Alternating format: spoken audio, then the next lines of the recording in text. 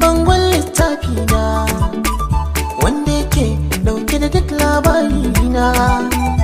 Aurenki karshen lissafi na, in na rasa kiran nan an raba babina. Kun ji sai ku shaida, rayuwa na bada,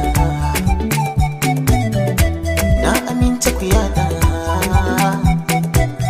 mai ki idan sai kauda.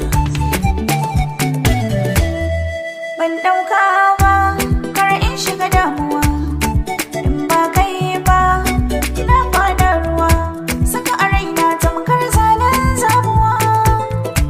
Baba jinka da shi ko kayo goguwa, ana ta kawo suka ne ke faruwa, maimakon ka rage kullum sai karuwa.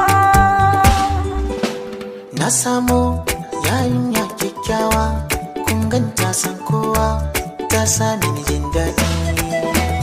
In ta fito kowa na ribibigun, kallon ta yi ta rawa, jikinsu suna kauɗi. Oyoyoyo na samu ɗan yaro kyakkyawa, kun gansa san kowa, ya sami ni jin daɗi.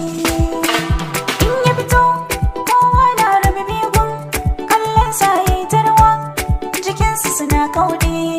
Da turanci in zan kira ki dalin tsarina, da larabci kurratu aino sanyi na idona, faransanci mona mur shi ne zaɓina.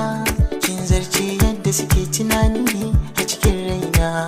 Da turanci in zan kira ka baby na, da larabci kuma sannu nuran kalbi na, faransanci ma shiri abin kauna, ka zarce yadda ake tunani.